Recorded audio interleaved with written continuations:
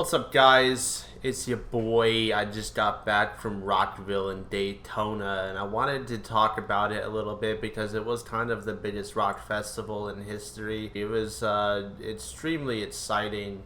There were a lot of extremely great bands. Now, I did not get to see everybody as there were 4 stages, and constantly they were all playing all day, and there was only like maybe 20 to 30-minute intervals, sometimes an hour in between bands. But I'll go along the lines of which bands I did see and which bands I thought sounded very good. Because if you guys didn't know, Sir Drums a Lot here, Botsy Drums, whatever you want to go ahead and call me. My father has been a drummer since he was like 4 or 8 years old. I don't know. I wasn't alive back then.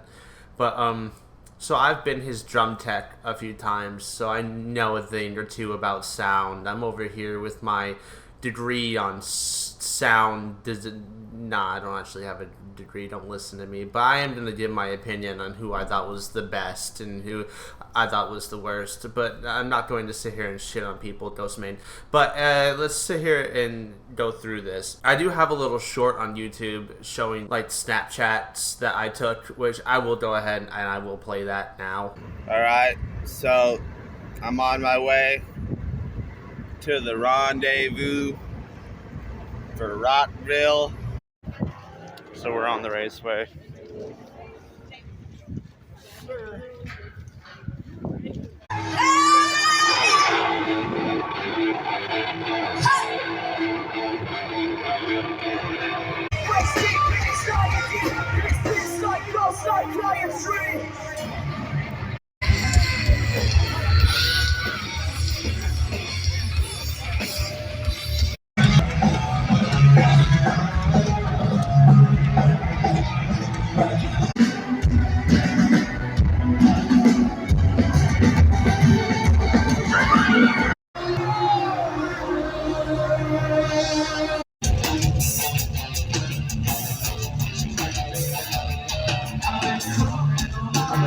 So, as you can see, I didn't get to see every single band, but we started off with Holy Wars, which is a fairly new band, and they had a great amount of energy. Now, I don't think that their music is particularly up to my style. It kind of went somewhat of a Paramore route, but of course, I've liked Paramore for years. I love Paramore, they're badass, but Holy Wars, let's just say that they definitely deserved a bigger crowd than what they had. I think it's because they started so early in the day.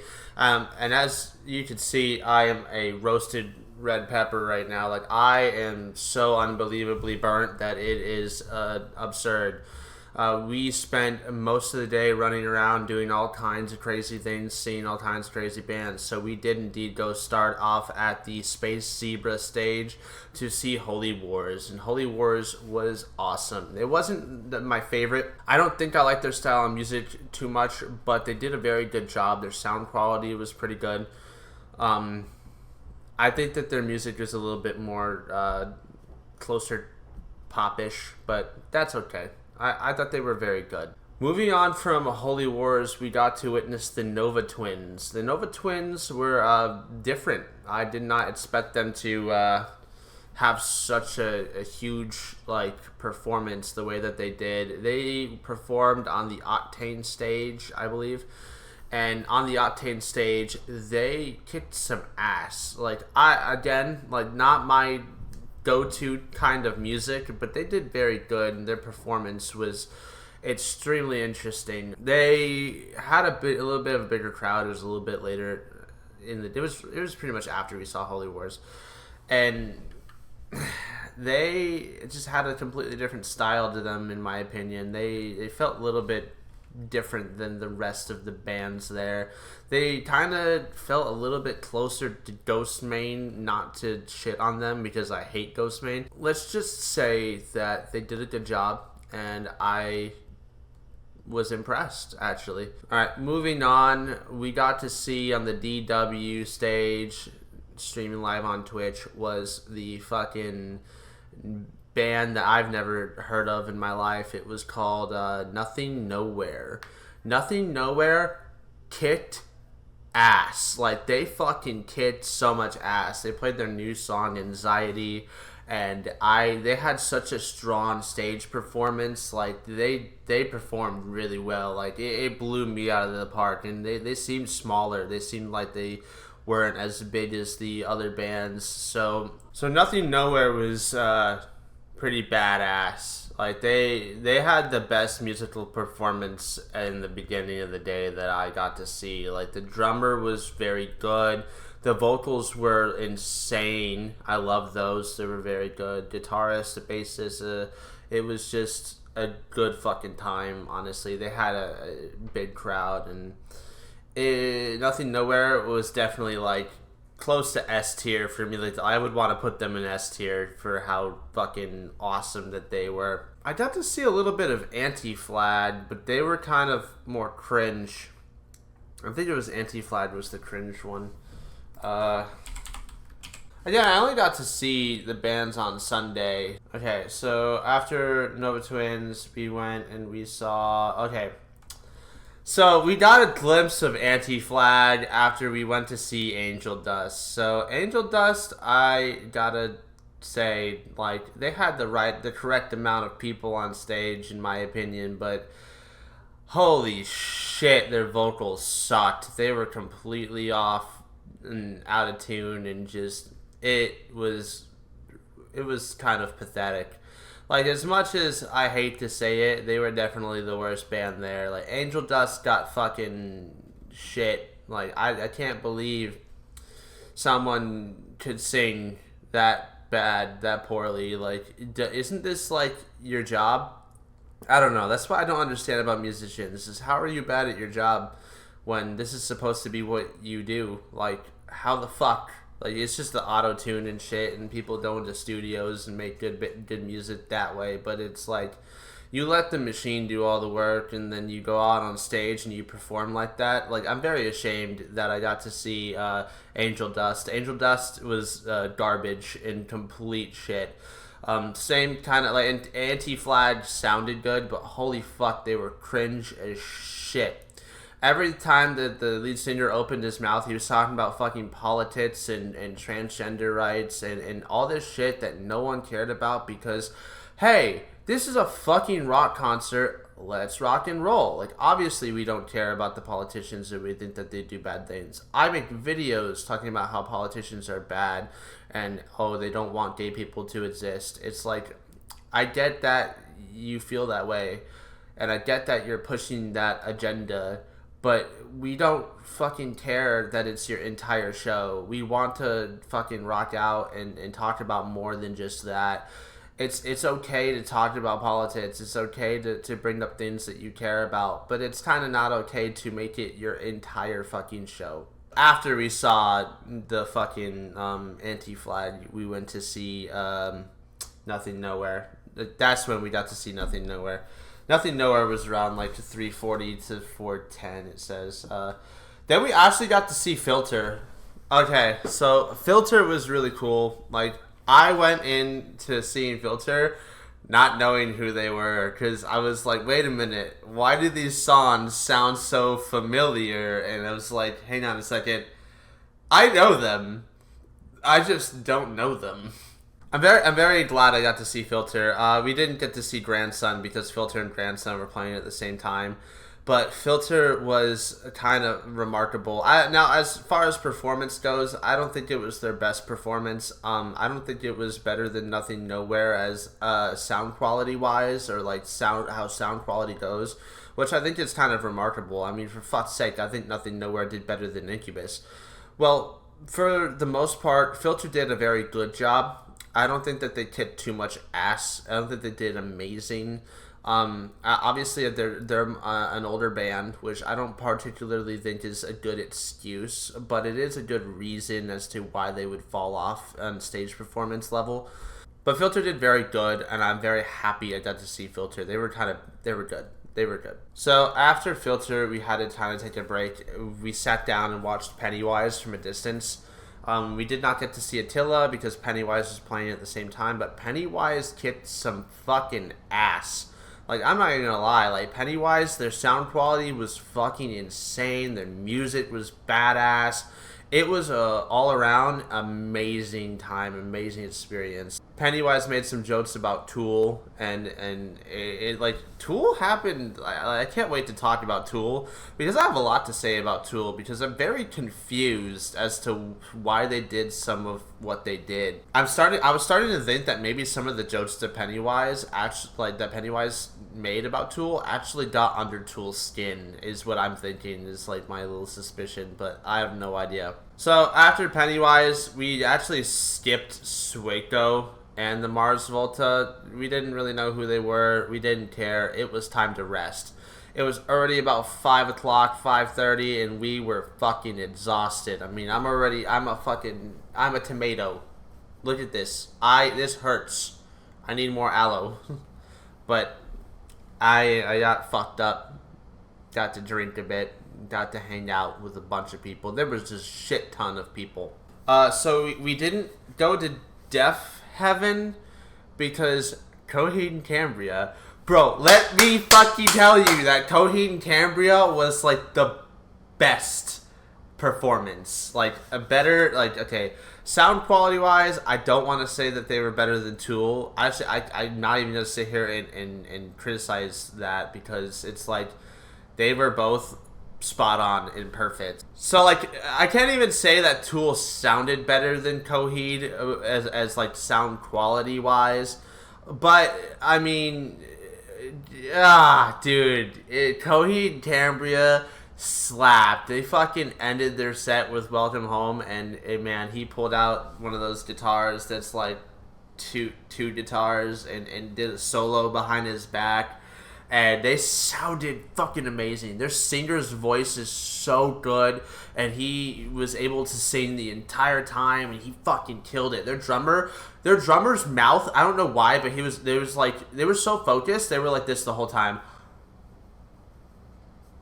They were just playing, man. They like buds could nest in their mouth, but those buds are like professional musicians. Like Coheed and Cambria was fucking chef's kiss, fire.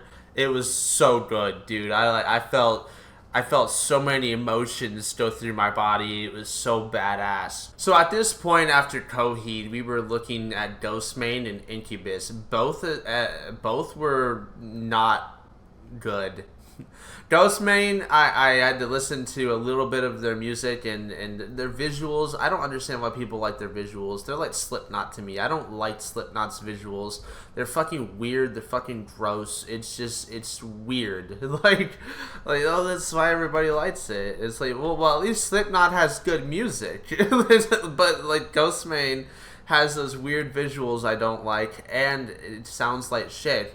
No one wants to hear, like, somebody throw a beat over the video right now. Just pop a beat, and then you just hear, but it's just all, like, raspy, echoey, fucking auto-tune. It's so stupid, and the music is so mid. The fucking drums are just quarter notes, and it's so sad that people like basic music. Like, I mean, I don't get me wrong, I like some basic music.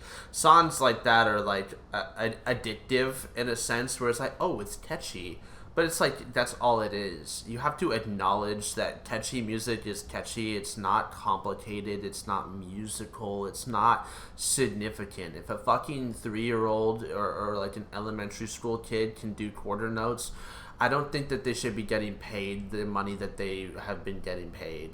And Incubus, their age is definitely showing. Because, I mean, I don't even know. Their singer looked fucked up. I mean, he looked fucked up. He's old. I compared him to how Steven Tyler looks, even though, I mean, Steven Tyler's probably still hotter. I can't sit here and say that they did a bad job, because, like, their drummer, who looks exactly like Robert Downey Jr., was kicking some ass. I mean, he tried really hard, and their DJ, their bass player, the guitar player, they played well, It's just Incubus, their lead singer, their vocalist was fucking kind of bad. Like, he fell off so hard.